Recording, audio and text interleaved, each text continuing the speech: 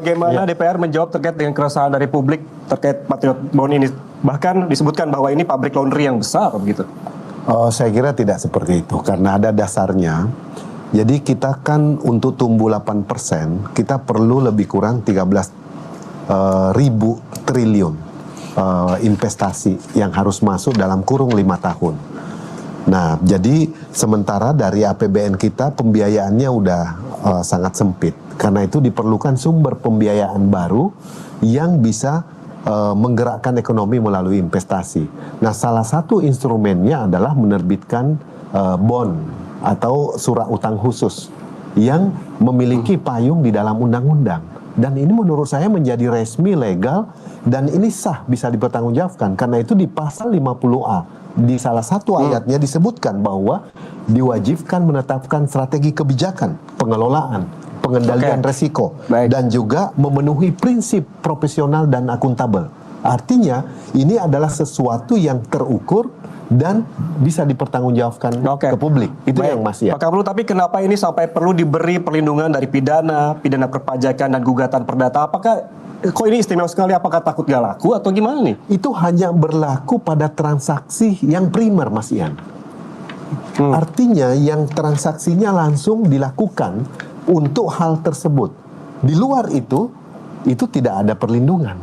Ini kita lihat nanti di PP-nya ketika akan terbit nantinya, tetapi dalam dialog dan diskusi antara pemerintah dan DPR ketika menyusun undang-undang ini, itu jelas bahwa kita memiliki pengalaman teks amnesti 1, teks amnesti 2, dan kita melihat ada potensi dana WNI yang belum optimal jadi dana repatriasi melalui teks amnesti 1, amnesti 2, maka kita harus membuat saluran resmi yang dipayungi oleh sebuah regulasi yang ditetapkan oleh pemerintah. Tapi kan ini sebetulnya menarik uang diam yang asal-usulnya tidak jelas. Apakah ini jadinya problematik?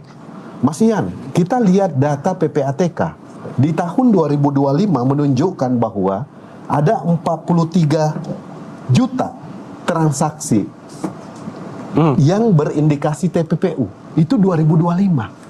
Yang lebih kurang kira-kira kalau berasal dari 3. Pertama, tindak kriminal.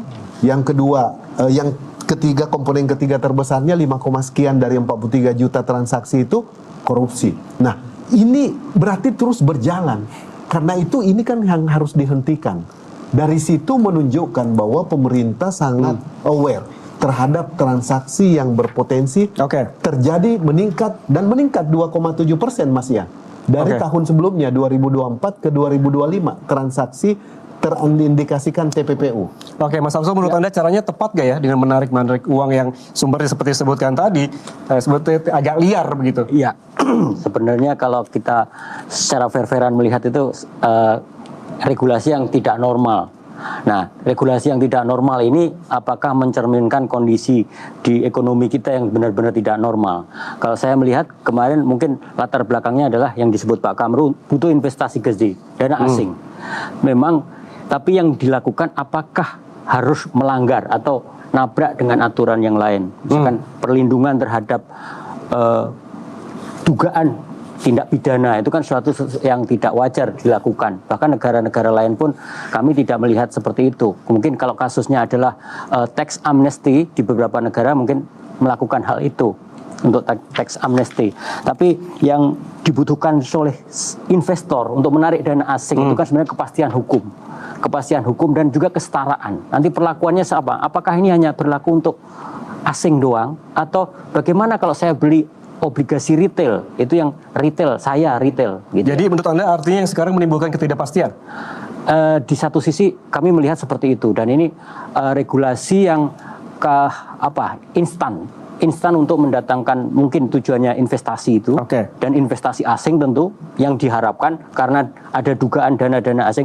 Tapi kalau pemerintah tegas dan tindakan hukum yang tegas, sebenarnya ya, seperti yang dilakukan oleh Kejaksaan kemarin dengan menyita sekian triliun cash tunai itu, mungkin ya seperti itu, tindakan itu juga sebenarnya cukup membuat jera dan kekhawatiran dana dibawa keluar terus disuruh masuk lagi dengan diskon, dalam tanda kutip diskonnya bukan diskon bunga atau diskon yield, tapi diskon bebas dari tuntutan, Oke, tuntutan bebas itu dari kan tuntutan. agak kurang ini, tapi kecuali itu kalau Bu Yanti mungkin ini lebih ke tidak membebaskan tuntutan itu biasanya kan perdata Bu ya, untuk Gugatan. gugatan ya. Gugatan itu perdata. Ada Tuntutan dispute pidana. nanti.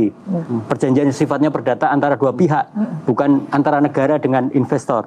Nah itu pemahaman kami seperti itu. Mungkin semoga nanti pemahaman kita itu bisa diuji juga di Mahkamah Konstitusi. Apakah ini norma-norma yang benar sudah diterapkan oleh DPR dan pemerintah agar tujuan pemerintah untuk menarik investasi itu tidak mencederai dengan cara membuat aturan yang sifatnya Baik. instan seperti ini. Oke, Pak Kamru, ini ada paradoks yang menabrak prinsip tata kelola keuangan global, know your customer, anti money laundering, beneficial ownership, dan prinsip TPPU. Lalu kenapa regulasinya instan? Ini urgensinya apa? Namun jangan dijawab dulu, kita kembali sesaat lagi, tetaplah bersama kami di Bisnis Talk.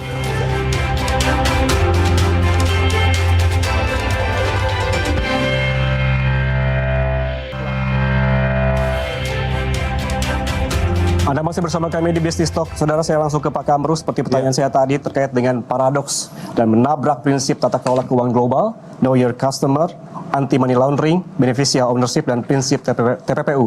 Lalu kenapa regulasinya instan begitu seperti yang disebutkan oleh tadi Mas Samsul? Urgensinya apa? Kalau melihat urgensinya, memang kita melihat ada kebutuhan pembiayaan investasi dalam negeri. Kita perlu sumber pembiayaan baru. Yang kedua, ada benchmarknya juga, Mas Ian. Di Itali pernah menerbitkan juga bond khusus yang kemudian memberikan imunitas secara hukum dan juga layanan pajak khusus bagi warga negaranya yang membawa asetnya masuk kembali ke Itali. Kemudian India juga melakukan hal yang sama, menerbitkan bond khusus untuk diaspora India di seluruh dunia untuk memperkuat ekonomi mereka. Kemudian Singapura melalui Temasek misalnya juga menerbitkan bond khusus untuk menarik investasi pembiayaan masuk melalui underline korporasi yang Temasek yang ada di dalam. Ini benchmark yang sudah kita lihat bahwa banyak negara melakukan yang sama. Tinggal bagaimana mengatur tadi kekhawatiran tentang ini menjadi kanal besar bagi pencucian uang. Nah, ini di produk hukum turunan berikutnya harus kita kawal bersama supaya di peraturan pemerintahnya bisa memitigasi lebih awal tentang kekhawatiran publik tersebut. Baik, Mas Nailo, menurut Anda ini apple to apple nggak? Seperti yang dicontohkan tadi oleh Pak Kamru, ada Italia tadi. Ini apple to apple nggak menurut Anda? Ya, sebenarnya gini, kalau kita lihat kan di beberapa negara, misalkan Singapura ya. Singapura tuh dia memiliki kepatuhan terhadap anti money laundering yang cukup kuat.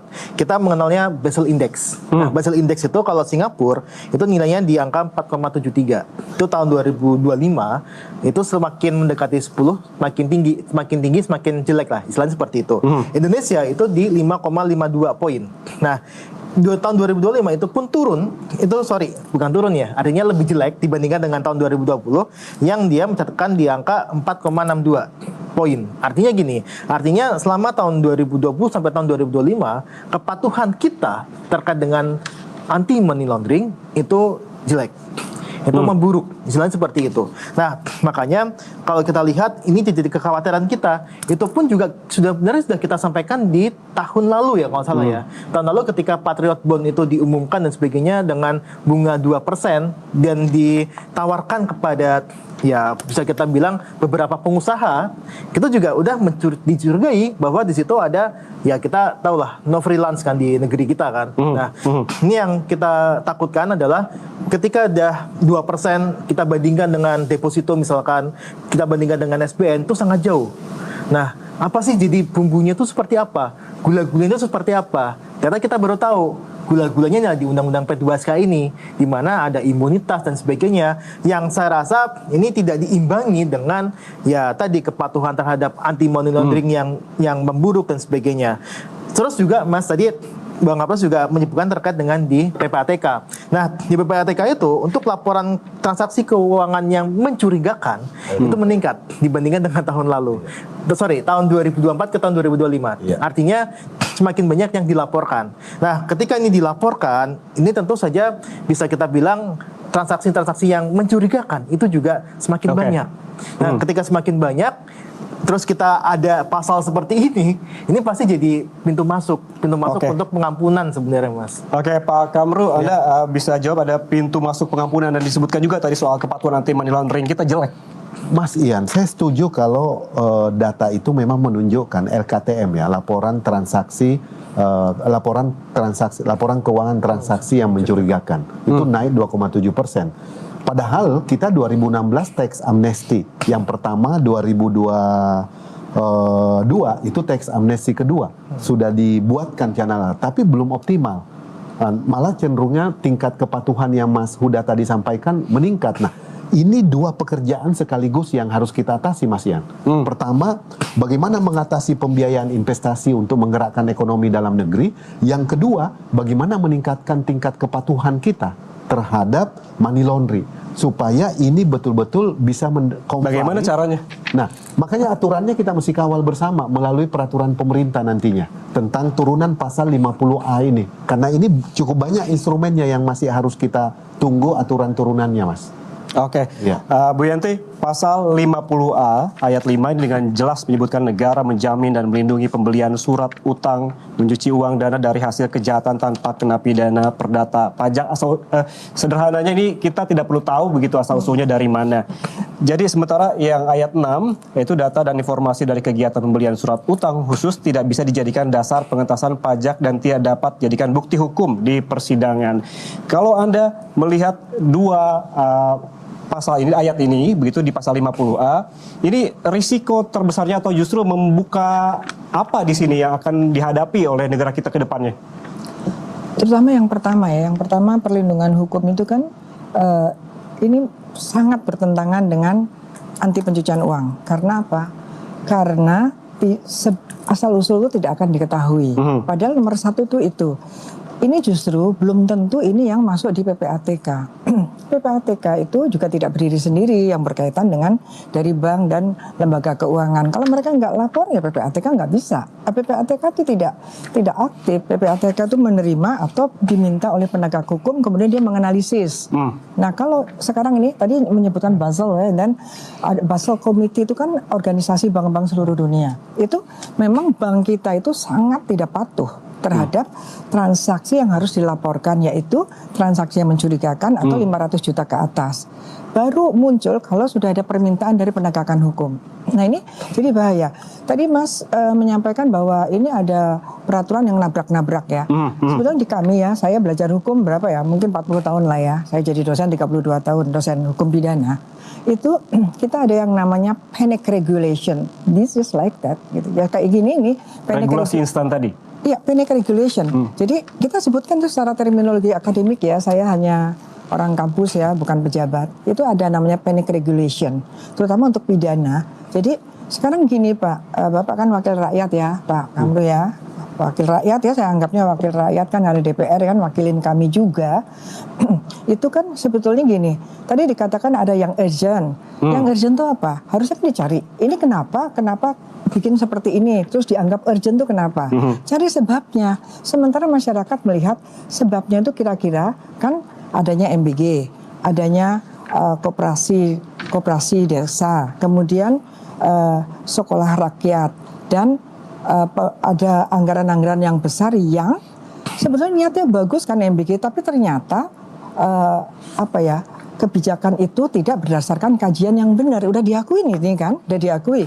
Bahkan Pak Luhut kemarin bilang nggak benar, tapi yang mudah-mudahan nanti benar. Artinya sebenarnya kan antara lain masalahnya ini dan bayar utang. Berarti artinya sederhananya menurut Bu Yanti, sakitnya apa, obatnya apa? Jadi tidak sinkron. Sakitnya apa, obatnya apa, tidak sinkron. Obatnya yaitu nabrak-nabrak malah menimbulkan kesempatan karpet merah lagi untuk orang-orang yang belum terdeteksi oleh PPATK, tapi itu adalah kemungkinan. Jadi bicara TPPU itu tidak bisa bicara satu tindak pidana. Because yang namanya TPPU adalah ada harta kekayaan berasal dari korupsi, dari kejahatan perbankan, dari pertambangan misalnya, atau dari judol, atau dari narkotics. Itu kemudian ini hasil kejahatan ini ketika dimasukkan ke sini, maka terjadilah pencucian uang. Baik. Nah, jadi kalau mau masuk harus dilihat dulu, ini harus bersih. Kalau ini tidak bersih, ini ada dirty money, it's mean, dan antara ini menjadi laundry machine. Oke, bisa digarisbawahi ada dirty money. Tadi sebutkan Pak Kamru oleh Bu Yanti ada salah obat, peraturannya nabrak-nabrak begitu. Apakah dengan efisiensi aja yang selama ini gak cukup gitu? Menurut saya nggak mengerti ya cara Bu Dr. Yenti menjelaskan itu, menghubungkan antara Apa yang belum jelas? MBG dengan pasal 50A yang sedang kita bahas. Sama sekali saya tidak berkelasi karena program MBG itu sumbernya fiskal resmi yang dipungut dari pajak rakyat. Sementara Patriot Bond itu adalah surat utang khusus yang diterbitkan oleh pemerintah untuk pembiayaan investasi lainnya. Jadi sangat berbeda, dua hal yang berbeda. Jadi kita jangan coba menarik sesuatu yang untuk meraih hari ini jauh lebih fair dengan menerbitkan bersama DPR dengan menerbitkan pasal 50A ini dalam Undang-Undang P2SK. Kenapa? Karena kita tahu setiap tahun tindak pidana ataupun LTKM itu mengalami peningkatan. Nah, sekarang bagaimana mencegahnya? Salah satu mencegahnya itu adalah membuat fasilitas surat utang khusus. Surat utang khususnya seperti apa? Pasti akan ada verifikasi. Siapa yang akan masuk di pasar primer? Makanya tidak boleh di sekunder. Dia harus di pasar primer, Mas Ian. Ya, jadi supaya bisa didetek siapa peminat untuk membeli surat utang khusus tersebut. Karena pemerintah bisa mengontrol melalui pasar primer. Itu yang membedakan. Oke. Itu. Oke. Bu Yanti bisa ditanggapi ini katanya tidak ada kaitannya nih, gimana nih? Enggak, ini kan pandangan masyarakat banyak. Ini kenapa sampai urgent, sampai menjual ini siapa yang mau beli nanti. Kita melihat jangan-jangan ini karena kita sehingga sebelumnya juga efisiensi, kita juga kekurangan dana gitu ya, kita kok menjadi seperti ini, jangan-jangan dari itu. Misalnya dari hal-hal yang kelihatan ini, apa tidak bisa direvisi di sini dulu, jangan terus malah nabrak. Lalu Pak, saya mau tanya, Bapak mengatakan tadi LTKM dengan kaitannya dengan ini apa ya? Kalau apa jadi banyak laporan tentang transaksi keuangan yang mencurigakan, terus obatnya ini itu gimana coba Pak? Silakan dijawab. Anda yang mengatakan obat. Bukan, kita bukan melihat apapun lah. Iya, bahwa apa kaitannya kita tadi? memerlukan pembiayaan untuk investasi. Iya. Untuk pembiayaan tidak bisa hanya mengandalkan APBN. Iya. Karena itu dibuatlah instrumen keuangan baru namanya Patriot Bond dengan merah putih bond. Ya kan itu. Ternyata ada banyak transaksi di Indonesia ini yang selama ini terus mengalami peningkatan dari tahun ke tahun, LTKM gitu. Ya, ini menunjukkan bahwa ini penegara harus lebih berani melakukan penindakan terhadap LTKM. Nah, bagi yang orang yang merasa sumber dananya bisa dipertanggungjawabkan, maka ada instrumen keuangan yang diterbitkan oleh pemerintah. Itu Mas Ian. Itu kira-kira penjelasannya. Oke, Bu Yanti sudah cukup menjawab. Enggak. Saya nggak ngerti. M-nya itu kan mencurigakan ya Pak ya. Iya. Justru mencurigakan ini bisa berakhir dua ya. Berakhir di pengadilan karena memang betul-betul mencurigakan. Dan itu kemudian kita mendapatkan uang yang mencurigakan ini ternyata dari hasil judol, ternyata dari korupsi gitu ya. Ini jadi gimana ya, kita berbicara bahwa banyak sekali laporan transaksi keuangan mencurigakan. Oke. Nah, apakah yang dimaksud Bapak adalah yang kemudian tidak mencurigakan, artinya oke, aman, ataukah yang mencurigakan yang bergulir ke pengadilan? Sehingga kemudian ada pemikiran bahwa kita untuk investasi, untuk menarik investor, itu kaitannya gimana? Jangan, kalau saya berpikir bahwa kenapa ya kok memerlukan ini, terus terang Pak ya, 2025 kan ada bond ini ya. Kita udah ribut waktu itu, ada lagi gitu ya. Terus kita berpikir gini, bahasa kita, ya ampun, mesti ngotot ya dengan cara begini gitu ya. Jadi karena ini sangat bahaya sekali ketika nanti uang-uang hasil kejahatan yang tidak dideteksi di awal, yang merupakan kata kunci, the key of the anti money laundering, itu justru malah dibuka kerannya. Nah ini bahaya, artinya apa? Investor asing itu akan yang bagus, akan mikir-mikir kalau tercampur. Dan kemudian kalau kita melihat hanya 2% ya, baik merah putih maupun 2%, kan jauh di bawah SBN. Kalau dia mau, ini malah mengindikasikan kenapa dia mau. Kan daripada kena, kena nanti mencurigakan ya mendingan 2% nggak apa-apa, yang penting aman, diputihkan kan jadinya. Itu yang dikhawatirkan. Ini kan belum yang dikhawatirkan ya Pak ya. Yang dikhawatirkan itu seperti itu. Artinya kita membaca gini loh. Ini kenapa ada seperti ini, ada langkah-langkah yang emergency, yang urgent gitu ya Pak ya. Kemudian langkah-langkah ini kan selalu ada sebabnya. Tadi pakai bahasa saya kan boleh-boleh aja kan. Toh bahasanya masih bagus. Ada ini sakit apa, obatnya apa, yang bilang malah Mas ini bukan saya awalnya, tapi bahasa itu masih sangat santun gitu ya. Gitu. Jadi itu hanya apa ya? Terminologi aja lah untuk memudahkan menerima gitu. Oke, Mas Nailul, di pagari pasar primer saja memang cukup begitu untuk melindungi ini. Tapi jangan jauh dulu, kita bahas lagi tetap bersama kami di Bisnis Talk, saudara.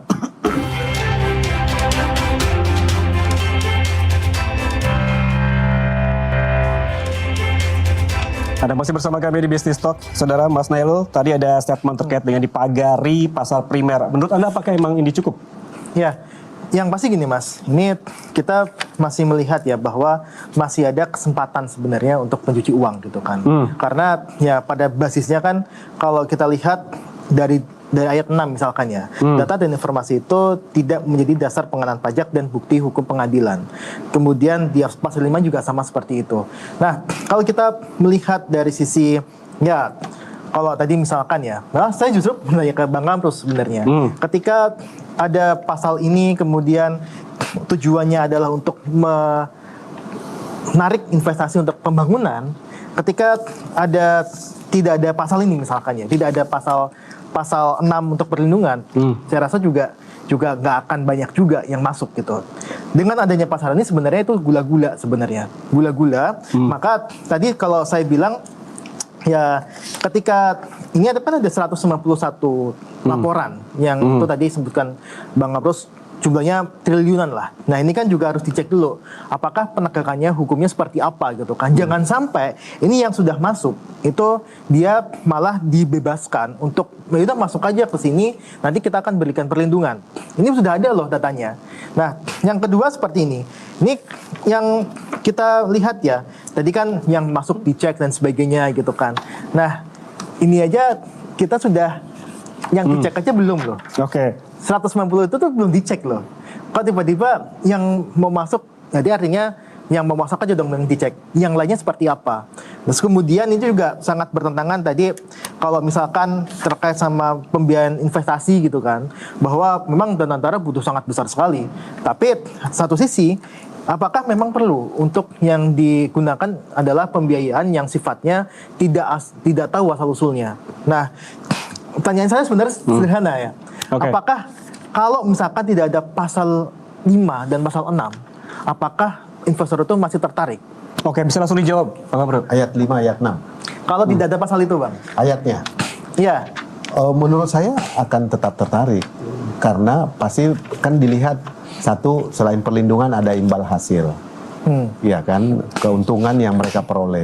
Yang kedua, saya mau mengatakan Mas Ian, bahwa hasil teks amnesti kita, deklarasi aset WNI diaspora kita itu mencapai 4.800 triliun dan baru masuk sekitar 147 triliun dalam 2 fase teks amnesti. Itu artinya masih sangat besar potensi diaspora kita yang belum masuk ke Indonesia. Nah, jadi ini bisa jadi menjadi target dari Patriot Bond dan Merah Putih Bond ini. Jadi kalau misalkan memang tertarik begitu, masih banyak yang tertarik, lalu mengapa harus ada keistimewaan? Karena ada benchmarknya juga di beberapa negara. Norwegia juga menerbitkan instrumen keuangan khusus untuk membangun proyek strategis nasionalnya baik di dalam negeri maupun di luar negeri. Yang penting kan pengelolaannya, perencanaannya dan akuntabilitasnya bisa bertanggung jawabkan. Tracingnya udah pasti bisa diketahui karena di pasar primas, Maria. Mas Nailul, make sense menurut Anda? Iya, menarik sebenarnya. Kalau kita bandingin sama teks amnesti yang dulu ya, itu kan ke perbankan. Perbankan itu dia nggak mungkin lah ngasih 2% gitu kan. Nah sekarang 2%, artinya dari sisi bumbu pengambilan investasi itu lebih rendah. Itu yang pertama. Nah, yang kedua adalah kalau kita melihat dari sisi bisnis sekarang, Danantara, kemudian juga IHSG lah, kemudian berbagai ya bisa kita bilang kondisi ekonomi sekarang itu memang kalau tidak ada pasal ini, 2 pasal ini, saya rasa juga mereka nggak akan masuk. Risikonya besar. Risiko untuk gagal dari investasi Danantara itu cukup besar. Misalkan aja untuk DMO batubara sampai sekarang belum ada. Untuk pengolahan tempat sampah yang ini ya, yang buat listrikan, itu juga belum jalan gitu. Nah, ini kalau misalkan dia 2%, terus investasi Danantara juga belum jelas, lalu apa bumbunya? Nah, makanya saya melihat bumbunya ya 2 pasal itu yang memberikan imunitas sebenarnya. Nah, inilah yang tadi saya bilang, pemerintah nggak bakal masuk, investor nggak bakal masuk ketika nggak ada 2 ini. Makanya tadi ini adalah pintu-pintu untuk pencucian uang.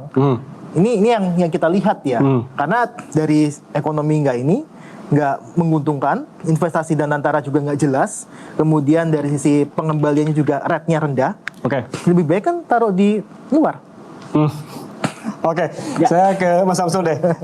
Dampak jika impunitas demi mengejar pembiayaan negara sampai menghapus prinsip transparansi keuangan dan juga hukum, apakah menurut Anda ini menimbulkan ketidakadilan pajak, ketidakadilan hukum dan juga sosial? Nah, seperti yang kita diskusikan tadi, bagaimana perlakuan terhadap investor yang selama ini tidak naruh di luar? Apakah seperti itu?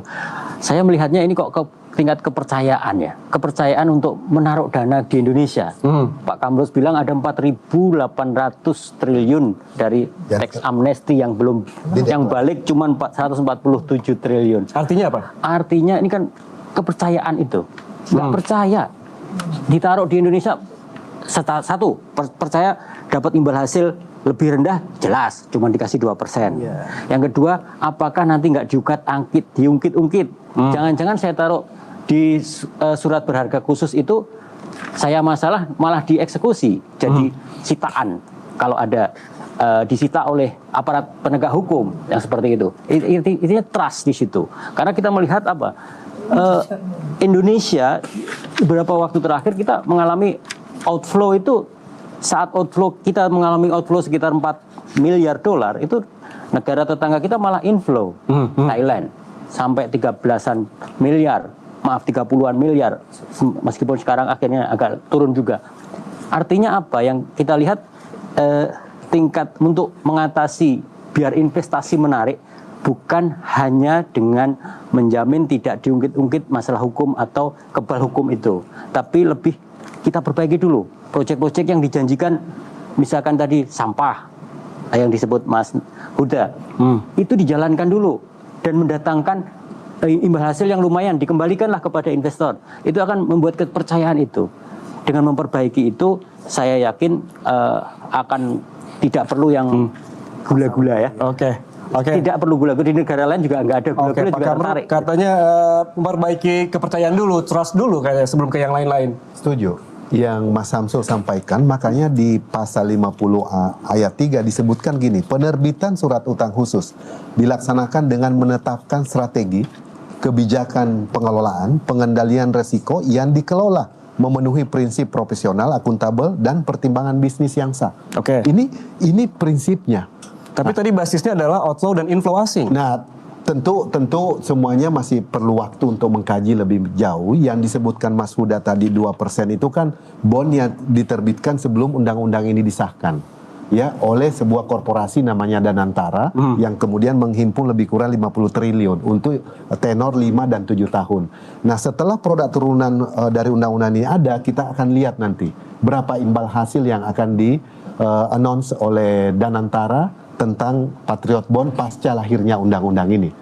Itu pasti akan ada pertimbangan waktu, ada pertimbangan tenor, ada pertimbangan imbal hasil, dan tadi jaminan comply terhadap semua aturan yang ada sehingga kepercayaan.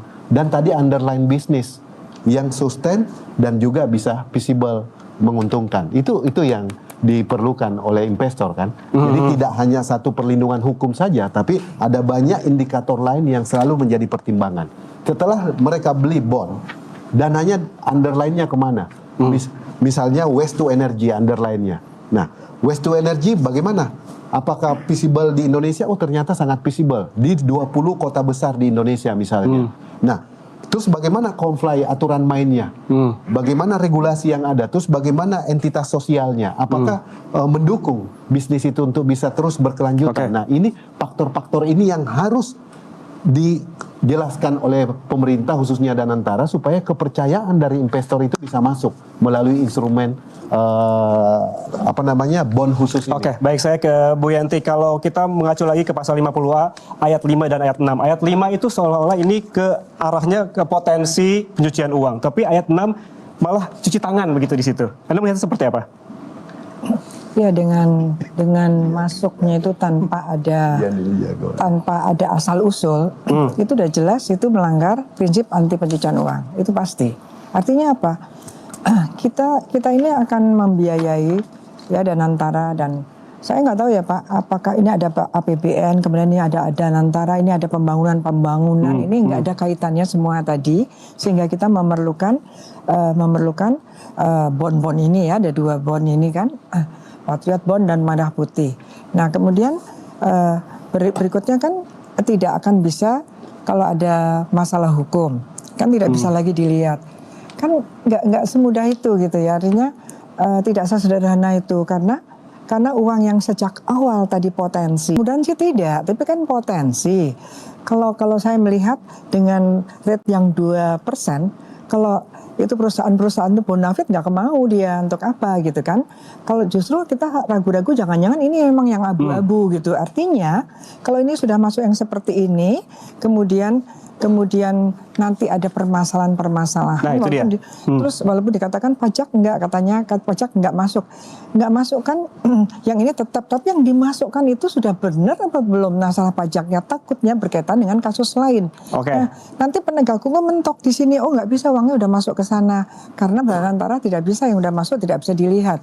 Ini ada yang tidak adil kan di situ. Jadi dan kenapa kita tidak menjaga bahwa investasi yang masuk itu jangan ada dikotori dengan dugaan-dugaan mereka belum bersih, masih indikasinya ada hasil kejahatan ya. Baik. Nah itu penting gitu. Baik. Nah, dan saudara, ini Indonesia membutuhkan waktu puluhan tahun untuk membangun rezim anti pencucian uang, mulai dari membentuk PPATK, keluar dari daftar hitam internasional, hingga menjadi anggota FATF. Namun, apakah revisi Undang-Undang P2SK justru membawa Indonesia melangkah mundur? Kita akan bahas usai jeda. Tetaplah bersama kami di Business Talk.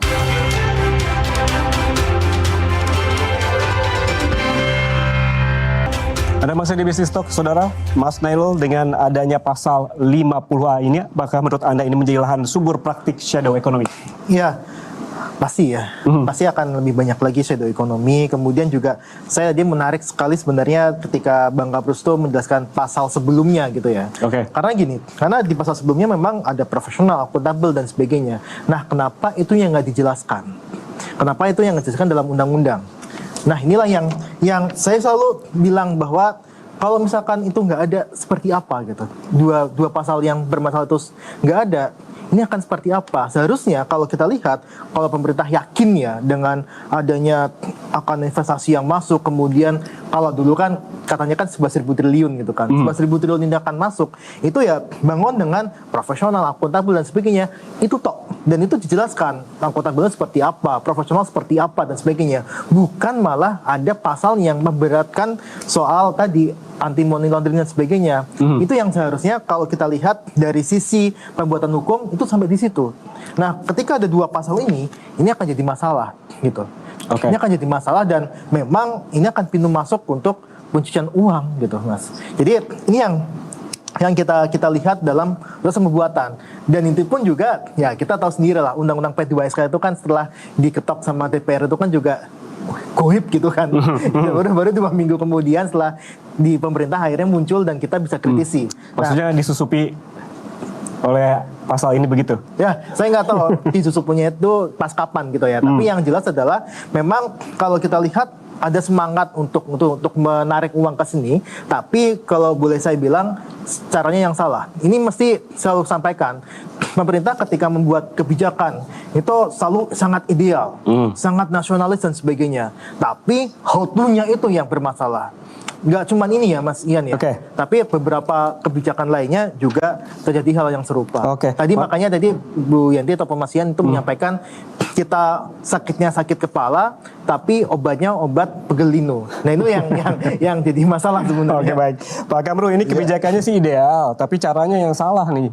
Tanggapan Anda? Ya, ini sebetulnya Patriot Bond dan Merah Putih Bond itu adalah instrumen kolaborasi antara pemerintah melalui Danantara dengan private sector dalam rangka mendorong percepatan pembangunan nasional. Jadi itu jelas.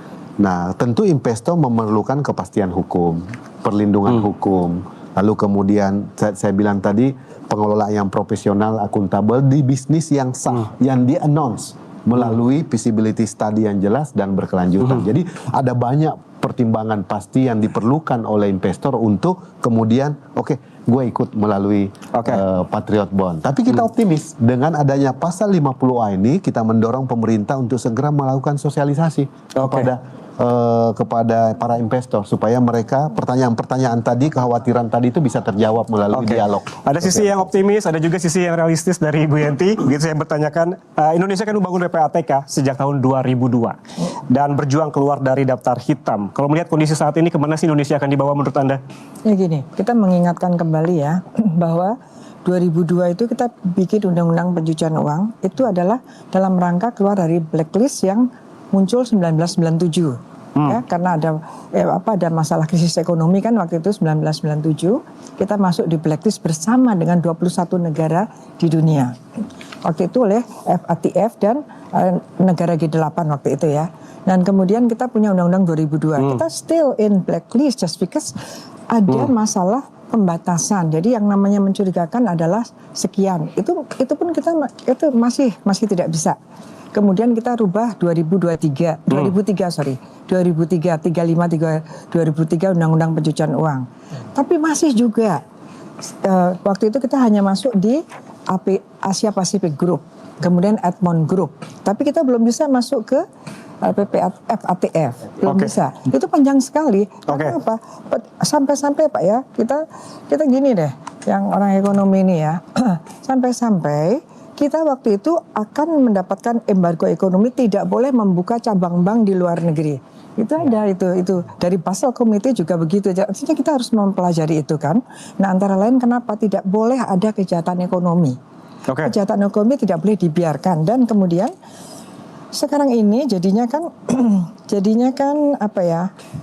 Kita masih punya pembatasan transaksi tunai belum selesai. Ini menjadi bisa jadi kita keluar lagi kemudian. Boleh singkat aja Bu Yanti, kalau menurut Anda artinya secara sederhana Undang-Undang Nomor 4 2026 ini apakah potensi membawa kita ke daftar hitam, iya atau tidak? Iya, karena ini undang-undang ini membabi buta gitu kan, karena butuh uang, investor masuk, ya udah kejahatan juga masuk, nggak apa-apa, nggak usah dilihat. Saya tanyakan langsung ke Pak Kamru, katanya iya tuh akan membawa kita ke daftar hitam. Ini saya kira asumsi. Kita beri kesempatan pemerintah untuk mitigasinya seperti apa? Pertama di peraturan PP-nya harus diperjelas. Tadi khususnya ayat 4 ya yang menyangkut akuntabilitas profesional dan seterusnya. Berikutnya juga tracing harus diatur di dalam peraturan pemerintah tersebut supaya sumber pendanaannya itu bisa dipertanggungjawabkan dan bisa di announce ke publik misalnya jika itu diperlukan. Jadi itu supaya Indonesia tidak masuk dalam daftar hitam. Itu yang saya kira harus dicegah dan kita setuju untuk mencegah hal tersebut. Baik, terima kasih Bapak dan Ibu atas waktunya bersama kami di studio Kompas TV. Dan sudah demikian Business Talk saat ini. Saya Yan Rahman pamit undur diri. Terima kasih atas kebersamaan Anda. Sampai jumpa.